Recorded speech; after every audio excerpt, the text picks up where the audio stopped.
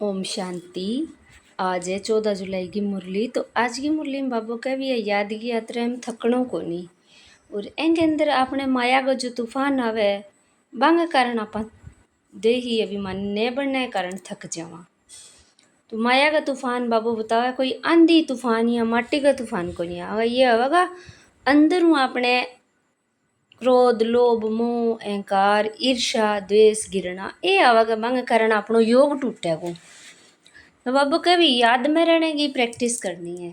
जी हाँ, अब अपन कोई कमेंट्री करा के याद करवावे बिठावे याद में। जी हाँ, तो मैंने तो बोला नेस्टा, लेकिन बाबू कभी कर्म करता भी याद में रहना। तो 8 घंटा सेवा करो, 8 घंटा जी हाँ भी सोने खाने में लगाओ, लेकिन 8 घंटा याद का निकालो। तो वे चाहे 2-2 घंटा करके निकाल लो, या जिया भी कर्म करता आपको टाइम फिक्स करो। कभी मैं यहाँ हर घंटे में इतने मिनट निकालूंगा, तो यहाँ भी आपने निकल जाएगा। तो मेन तो बात है कि योगी ही है, यादगी है कि क्योंकि याद के भी बगैर मन नहीं शांत को नहीं होगा वो। और मन ने आदत है कि कभी तो वो टेंशन ले लेगो कि भी कोई बीमारी आ गई वही टेंशन में लगे रहे वो, कभी वो मन लगे रहे वो कि भी कोई बच्चा है तो वहीं शादी करनी है। और अलग अलग जो भी बातें होगी जो होगी वांगे भी चिंतन में लगे रहो, और जो करना है वांगे भी चिंतन में लगे रहो। लेकिन आ चीज़ा में अपनो मन फंसे रहो वहाँ सार को नहीं कोई चीज़ को, मतलब व्यर्थ है आत्मा के लिए। और समर्थ तो एक ही चीज़ है, बाप की याद। हाँ, सेवा भी करनी है, सेवा का विचार है वे चलाओ चाहे, वे समर्थ है। लेकिन व्यर्थ यानी जो अपने काम को नहीं, बिल्कुल ही अपना फायदो को नहीं। कमाई की बात बताने लग रहे नहीं बाबू के, ऊंची कमाई है मुरली में कहने लग रहे। तो कमाई करनी है तो वह व्यर्थ हूँ तो ख़त्म होगी टेंशन चिंताऊँ। तो बाबा कभी यार रात का राही बताइए आपने। रात यानी कलयुग रूपी रात है, कलयुग 5 विकारां कारण कलयुग आयो, तो वह एक तरीके की रात है। और अब अपन दिन में जान लग रहे हैं, ज्ञान ने बोले दिन, तो आत्मा अभी रात हूँ, दिन का नहीं जान लग रही है, ज्ञान का नहीं जान लग रही है। तो भी लिए अपन एक बाबा की याद ही जरूरी है। तो बाबा का मीठे बच्चे जी मीठे बाबा, याद की यात्रा में कभी थकना नहीं। देह अभिमान के तूफान थकाते हैं, देह ही अभिमानी बनो तो थक दूर हो जाए। प्रश्न है, कौन सा संस्कार 21 जन्मों की तकदीर को बिगाड़ने वाला है? आपनो के संस्कार है जिको 21 जन्मां की तकदीर बिगाड़ दिया वो है अपना रूठने को संस्कार। यानी आप मुरली नहीं सुनांगा, पढ़ाई ने छोड़ देंगा, तो वो सारों अपनो एक रूठने को संस्कार हो जाएगो। क्योंकि इनमें सारी चीज़ बताया बाबू, अपन एक एक चीज़ को ज्ञान दिए, लेकिन आप मुरली छोड़ देंगे तो आप 21 जन्मां की अपनी तकदीर है बिगड़ जाएगी। वही एक मेन संस्कार है। उत्तर है, अगर किसी में रूठने का संस्कार है, बाप से व पढ़ाई से रूठ जाते हैं, तो 21 जन्मों की तकदीर बिगड़ जाती है। इसलिए बाबा कहते, मीठे बच्चे देह अभिमान के वश कभी भी ये उल्टा नशा नहीं चढ़ाना चाहिए कि मैंने इतनों को समझाया, इतनी मदद की। देखो बाबा कितनी बड़ी अथॉरिटी है, फिर भी कितना निरंकारी है। इसलिए सी फादर बाप ने देखो कि वो कितनो निरंकारी है, इतना वो सेवा करना रे इतनो ऊंचो हो गए, लेकिन कोई अहंकार को नहीं। अपने बाबा बच्चा में यहाँ आ जाए कि भी मैं इतना कराने लाग रही हूँ, यहाँ कराने लाग रही हूँ, तो अभिमान आ जाएगो, वो गलत है। और अब अभिमान आओ वो अपमान के कारण आपनो कोई इकट्ठे ही अपमान हो गयो नहीं, तो आप फिर अभिमान आ जाओ, मैं तो इतो करन लाग रही हूँ, मैं यहाँ करन लाग रही हूँ। तो फिर घमंड में आपा फिर ज्ञान ने छोड़ के भी चल जा, कई कई पार्ट के हिसाब है सबको। गीत है रात की राही थक मत जाना, ओम शांति। मीठे मीठे से किलदे बच्चों ने गीत सुना, और जो योग युक्त सर्विसेबल बच्चे हैं वह इसका अर्थ झट समझ लेते हैं। तो गीत को अर्थ समझ गया कि रात का राही थकनों को नहीं है। हम रात के राही अर्थात ब्राह्मणों की अब रात पूरी हुई। भक्ति मार्ग को रात कहा जाता है। आधा कल्प रात का पूरा होता है, हद का भी दिन और रात है। ये फिर ब्राह्मणों का आधा कल्प दिन और आधा कल्प रात होती है। इस समय जबकि बाप आते हैं तो अंधियारा है, प्रभात होने का पहला पुर है, सवेरा हो जाता है। बच्चे जानते हैं, बाप कहते हैं मीठे मीठे बच्चों, याद की यात्रा में थक नहीं जाना। जैसे जिस्मानी यात्रा होती है, आगे पैदल जाते थे, बहुत धीरे धीरे बीच में मंजिल बनी रहती है।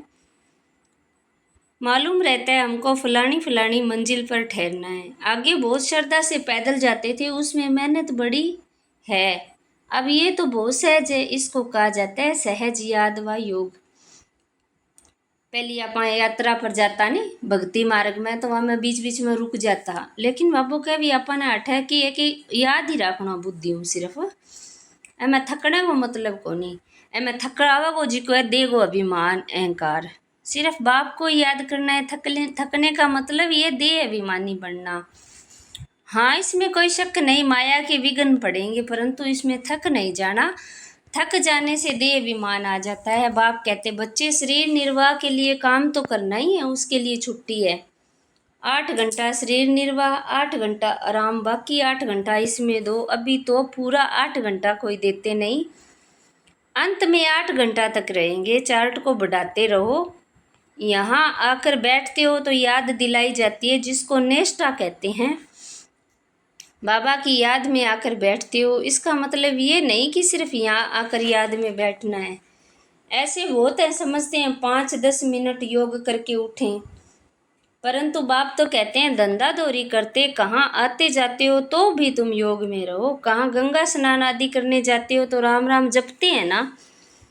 तो यहाँ तुमको कुछ सिमरना नहीं, सिर्फ बाप को याद करना है। ये बाप बच्चों से ही बात कर रहे हैं, तुम्हारा कल्याण ही है याद की यात्रा में, इसमें थकना नहीं है। इसमें तूफान बहुत आएंगे, तूफान कोई मिट्टी आदि के नहीं, माया के तूफान आने से बुद्धि का योग टूट जाता है। फिर देह विमान में आने से धंधा दौरी बच्चे याद आ जाते हैं। बाप कहते हैं अब ये धंधा दौरी आदि सब खलास हो जाने हैं, तुम्हारे बच्चे वारिस बनने ही नहीं है, ये सब खत्म हो जाने हैं। अभी तो वारिस बेहद के बाप के खड़े हैं, तो हद का वर्षा मुर्दाबाद होना है। साहूकार लोग समझते हैं अब ये बच्चा बड़ा होगा, शादी करेगा, फिर ये होगा। बाप कहते हैं अब इतना टाइम नहीं है, इसलिए दुनिया में बिल्कुल ही मुंह हटा दो, ये तो कब्रिस्तान है। धंधा दौरी बच्चों आदि के चिंतन में मरेंगे तो मुफ्त अपनी बर्बादी कर देंगे। शिव बाबा को याद करेंगे तो आबादी बहुत होगी। देह अभिमान में आने से बर्बादी होती है, देही अभिमानी बनने में आबादी होती है। जितना याद करेंगे उतना भविष्य 21 जन्म वर्षा पाएंगे, याद नहीं करेंगे तो घाटा पड़ जाएगा, वह फिर कल्प कल्पांतर के लिए हो जाएगा। इतनी बड़ी घाटे की बात है, ख्याल करना चाहिए हम पूरा वर्षा कैसे पाएं। धन की भी बहुत ज़्यादा लालच नहीं रखनी चाहिए, टू मच में नहीं जाना चाहिए। कोई दिवाला मारता है तो बहुत फिक्र हो जाती है, शिव बाबा को बिल्कुल ही भूल जाते हैं। ये फिर दोष रखते कि ज्ञान में आए तभी ये घाटा मारा है या दिवाला मारा है, बीमार हो पड़े हैं। ये कभी नहीं समझना चाहिए, बीमारी आदि होती है ये तो कर्म भोग है। अब बीमारी है जो भी अपना कर्मांग है, तो ये जो जिया घाटो लागे है, जो भी परिस्थिति आवे भी अपना कर्मांग ही है। तो ज़्यादा चिंतन ना करा, चिंतन करा तो वही चीज़ वापिस आती जाएगी।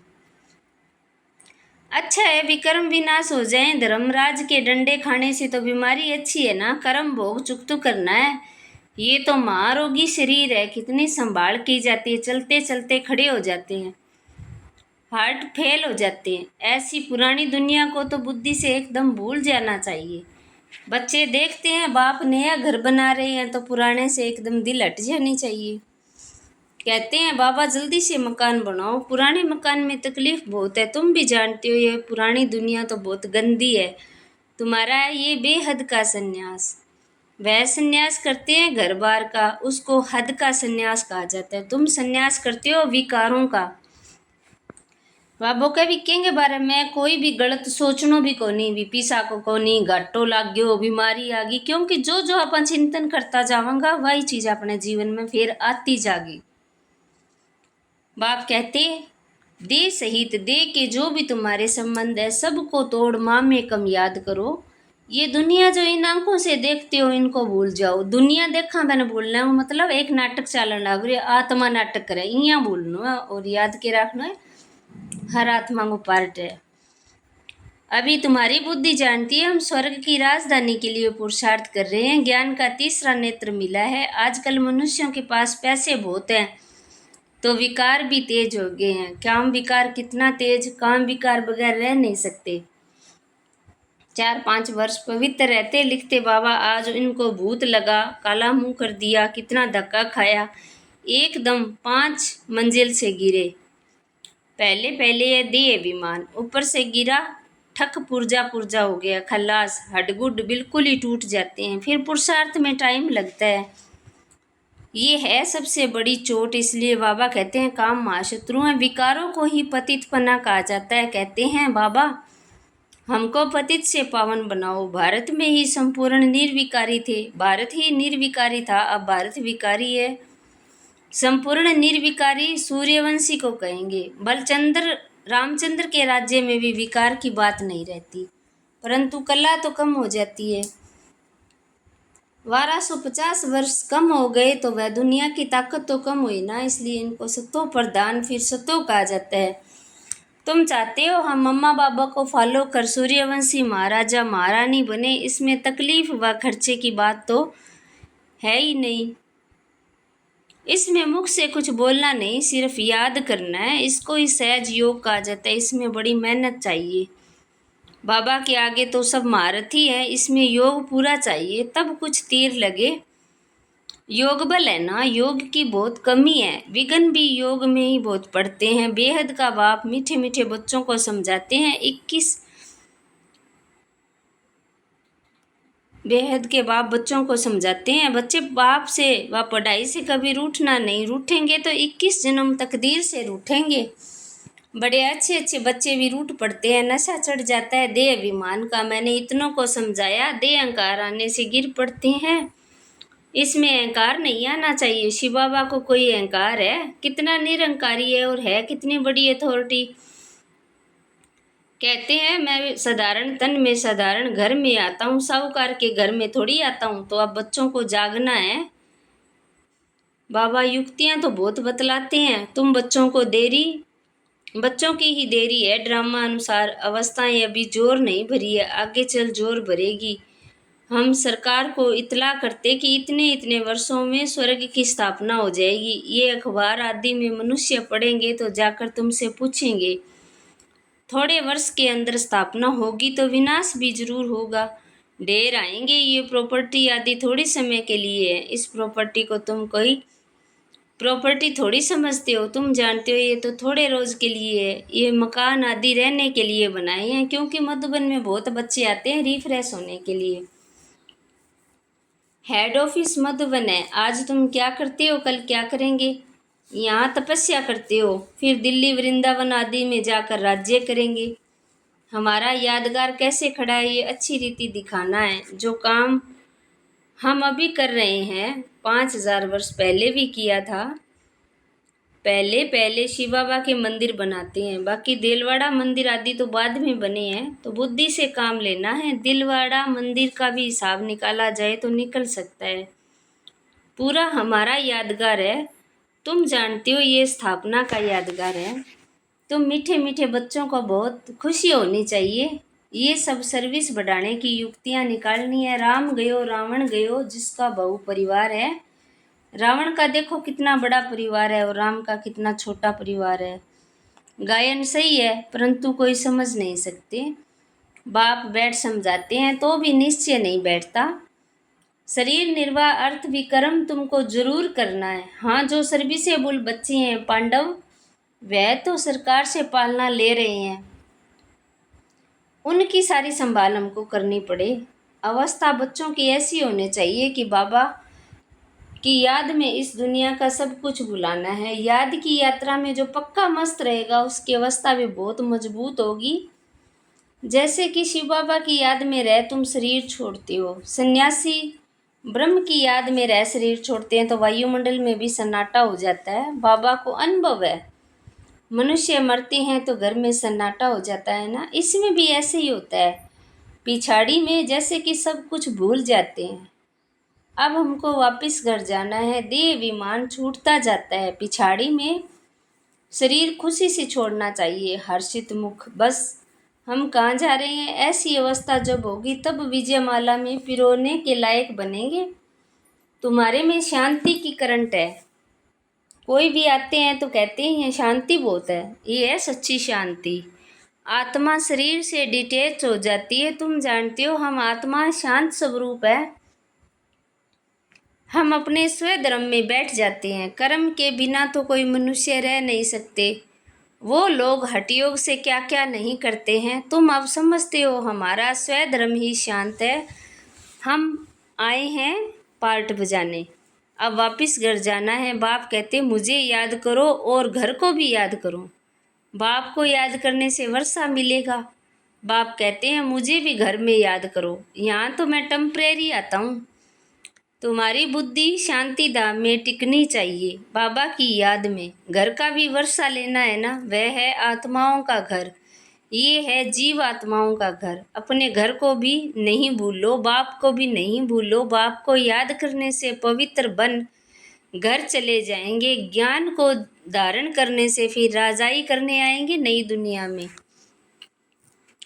जितना हो सके औरों को रास्ता बताते जाओ। Always see father. तुम जानते हो बाप ने क्या क्या किया। सब कुछ माताओं को दे दिया। उसने ही डायरेक्शन दिया कि सब कुछ माताओं की सर्विस में लगाओ।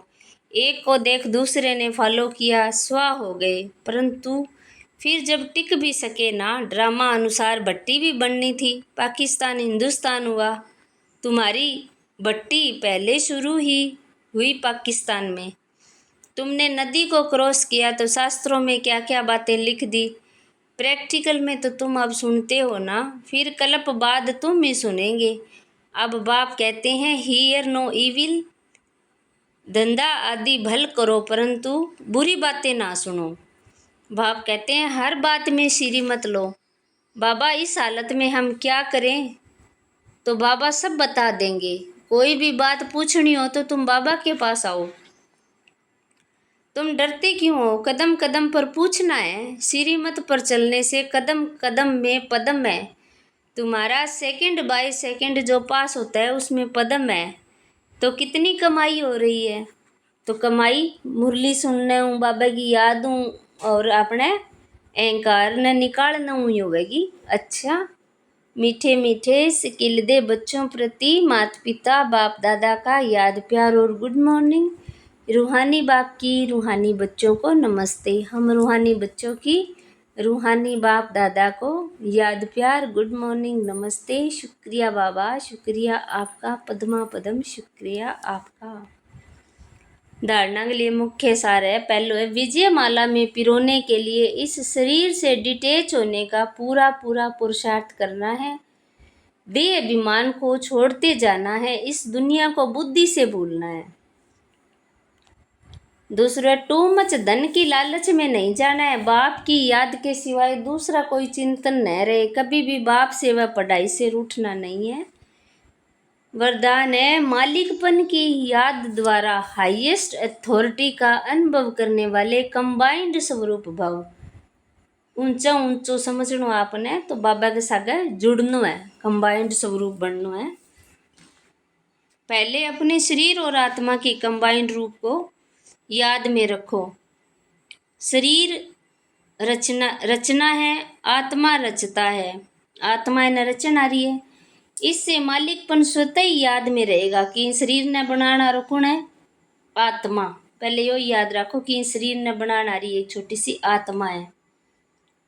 मालिकपन की याद से स्वयं को ऊंची अथॉरिटी अनुभव करेंगे। अपना अपने ऊंचो समझांगा। आत्मा समझांगा कि मैं तो इस शरीर ने बनाना रही हूँ, मैं तो बहुत ऊंची हूँ।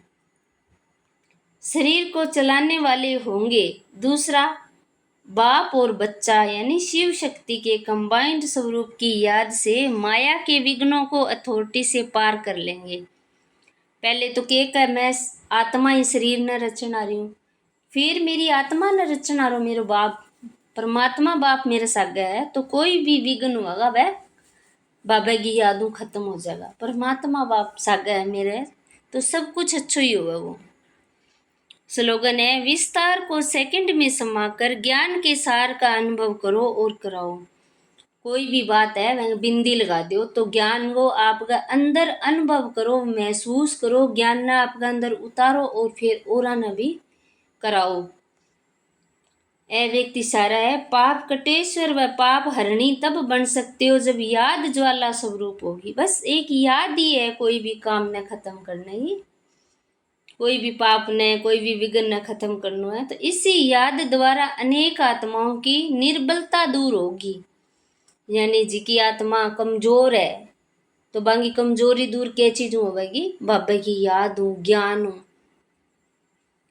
इसके लिए हर सेकंड हर श्वास बाप और आप कंबाइंड होकर रहो।